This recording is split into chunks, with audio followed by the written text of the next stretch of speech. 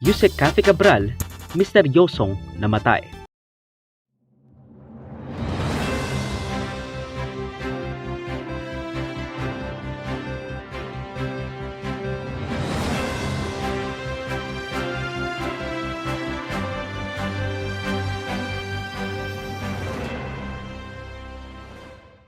Engineer Maria Catalina Cabral, decades in public service, dose-dosenang parangal, ang pinakaunang babaeng undersecretary sa DPWH, degrees in both local at internationally renowned universities, found dead after a trillion-peso controversy in an apparent accident/S-word.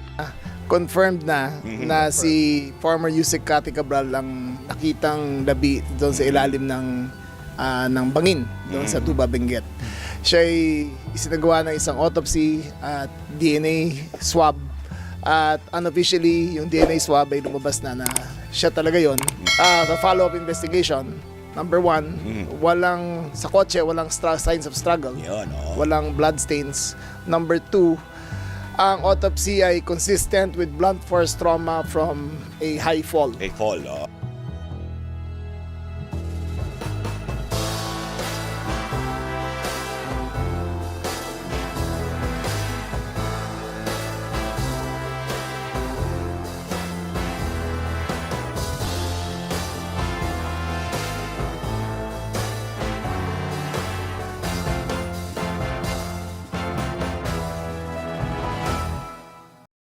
Now, this is a sensitive topic kasi again, this is a recent death.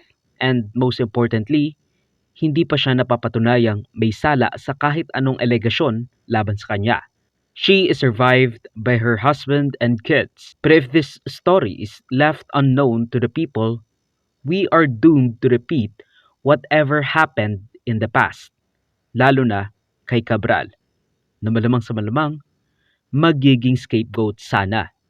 In an apparent S-word or accident, or honestly, we don't know yet, natagpuan ang katawan ni dating DPWH Undersecretary Cathy Cabral sa baba ng bangin along Cannon Road sa Benguet around 5 to 6 p.m.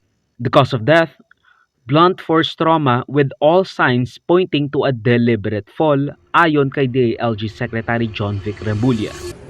The initial reports show that with all certainty that she died of blunt force trauma. So, ang nakita namin ay basagan dito niya, likod ng ulo. Ang ribs niya ay pumasok sa internal organs at bali ang kanyang mga paa. So, wala kami nakitang struggle sa loob na signs of struggle sa kotse. Wala nakitang sa finger, skin cells sa ilalim na fingernails. At lahat ng indications, wala rin gunshot wounds. All signs point to suicide. I cannot speak for her, but in my supposition, I think it is the end of the line. I think the ICI investigation would have been next. I think the personalities involved in all of the transactions were pressuring her. I think she could live with the crime, with the commission of the crime, but she couldn't live with being caught. Doesn't it all seem very fishy? I mean, even our senators and congressmen gusto ng probe sa biglaang pagkamatay/pagpapakamatay ni Yusek Cabral, who, by the way, is apparently afraid of heights too. Biggest phobia? Heights? I mean, imagine that. You're facing your biggest phobia as the last thing you ever do. If totoo na nahulog or nagpahulog, it's weird kasi nga there are a lot of ways to do just that, and she willfully chose the steep, matarik na lugar sa Benguet for sightseeing or possible end niya. So gaano ba talaga kahalaga si Cabral sa paghahanap ng hustisya para sa trilyong pisong flood control scandal to warrant such a conspiracy mode sa mga Pilipino, especially sa ating mga lawmakers? We know that former Yusek Cathy Cabral is very central to our investigation, and we need to preserve the integrity of all the information that she may have held while she was alive, and especially when she was the Yusek of DPWH. That have reached us, several reports that have reached us, that she has a list of these proponents and the projects. No? So this was a subject of an inquiry that was conducted by the Office of the Ombudsman. Well, kasama po siya sa maraming fact-finding investigations na nangyayari dito. Lalo na po at siya po ang kausap ng maraming proponents dito sa mga projects na ito. So she was a very rich source of information with regards to who inserted certain projects which turned out to be ghost projects. Opo, ma'am.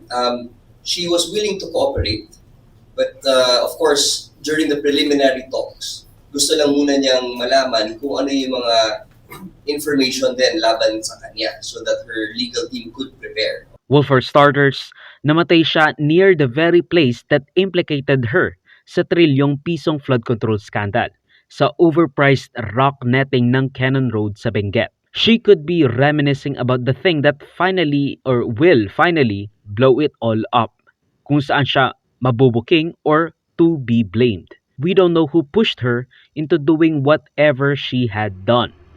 Pun unintended. Pero alam ko, tingin ko, sanay siya ron kasi yung lahat ng rock netting, ando doon bande. Ay, oo nga pala, Doon yung controversial rock din yung rock netting netting na yan, ano? Yung isa pang... Congressman Eric Yap yata ang Ayun kausap pa, niya ron, tama-tama, no? Sec. Nakita kasi namin yung Ion Hotel kung saan siya Yan, tumira sige, oh. ay pag-aari ni Yusek Cabral. Yung hotel mismo? Yung hotel mismo. Oh. Hanggang 2025. Pero binenta niya ng 2025 sa isang nangangalang Eric Yap. Nako, oh, yun. Nako. It is evident na yung mga paglagay ng rock netting na yon ay dumaan sa opisina ni Yusek Cabral. It is evident na ang supplier at contractor ng rock netting ay si Eric Yap. So somehow there is a relationship there. Now, ayon sa opisyal na naratibo, she visited the cliff twice the same day. Meron pa ngang dashcam video kung saan makikita raw si Cabral na nakaupo at the edge while their van/car is dangerously parked on the side of the road sa paggiling-giling na Cannon Road. Tsaka ng umaga, nung 8 o'clock yung packet sila, tumigil sila sa very same spot at tumayo siya sa edge kung saan siya nahulog. Yung litrato, nakita natin. Oo, doon tumayo na siya ron eh. Nakita sila ng pulis, sabi ng pulis bawal dyan. Kaya sumakay na siya ng kotse, tapos umakita sila. Kaya doon pala nung umaga, baka may balak na talaga. May selfie rin ang kanyang driver as she's sitting behind. May selfie rin ang kanyang driver as she's sitting beside the cliff near the ravine where she will be ultimately found later that day. Now, gaano ba kalaking dagok ang pagkamatay ni Cabral sa investigasyon regarding flood control? Well, according to dating Yusek Bernardo, si Cabral raw ang mastermind at operator ng kickback sa panahon ng mga dating DPWH Secretary na sina Villar, which has around 10% kickback, at Bonoan with 20% daw. Siya raw ang taga-calculate, taga-dagdag, taga-bawas at kausap ng mga matataas na opisyal sa gabinete at even sa Kongreso. As a general rule, with very little exceptions, it is Yusek Maria Catalina Cabral with the imprimatur of Secretary Mark Villar and later continued by Sec Manny Bonoan, who had control at the DPWH level to remove, include, add, deduct, or modify insertions of items in the NEP for infrastructure or those pertaining to DPWH.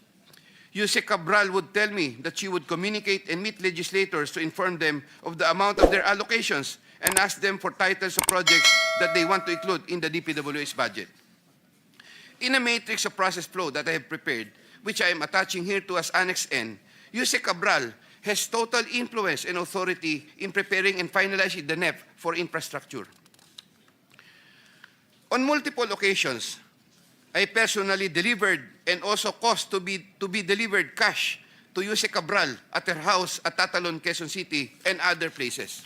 Now, may isa pa ngang insidente where matapos mahalal si SP Tito Soto, nag-text daw si Cabral para magtanong kung ano-anong mga insertions ang gusto niyang ipalagay sa National Expenditures Program o yung unang version ng budget na pinapasa ng presidente sa Kamara para pagbotohan. The DPWH Undersecretary that I mentioned to have offered our Senate President through his staff to make insertions in the 2026 National Expenditure Program had vehemently denied it to her new boss, Secretary Vince Dizon, and to his face at that, was actually lying through her teeth. Dapat alam niya na hindi ako basta nagsasalita ng walang katibayan. Ayan po ang resibo, Mr. President, and I quote, para maisama ko po sa NEP, sir. Her words, not mine. Sabi nga ng mga abogado, res ipsa loquitur.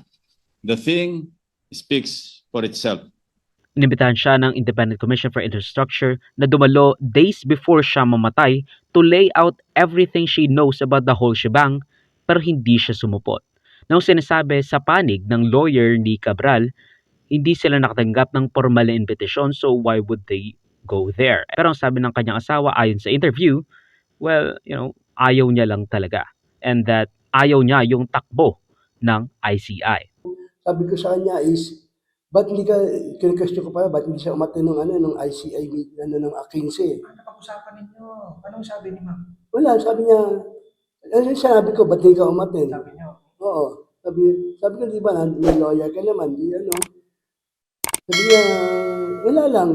Parang hindi ko gusto yung Parang minsan iba yung sa ICI na kung sino lang nila. Now if indeed she committed what she committed, would it not have been wise na ilantad niya muna yung mga nalalaman niya as a kind of scorched earth para lahat ng naging kasabwat niya, and let's be honest, dahil siguro sa power imbalance sa mga politiko sa kanya, napilitan siya na gawin ang lahat. Bakit hindi niya yon ipinakita sa lahat? Or maybe this is foreshadowing sa susunod na segment natin kay Leandro Leviste. Si Cabral din ang nagsiwalat na mayroong 51 billion pesos na budget para sa flood control si Pulong Duterte sa panahon ni Digong sa kasagsagan ng pandemya para sa kanyang distrito sa Davao.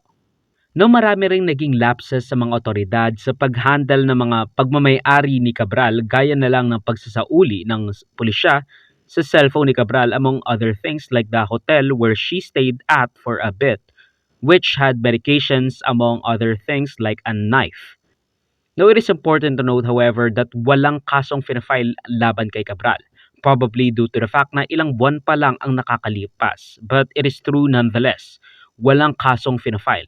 Allegations lang ito ni dating Yusek Bernardo, which implicates her, among other people, sa tumataginting na trilyong pisong flood control scam. Nung umpisa pa lang, galit na galit ako. Sabi ko, sino pa, yung crime scene yan eh. Dapat ma-preserve. So, follow up na lang yun. Yung tao mismo, di ba?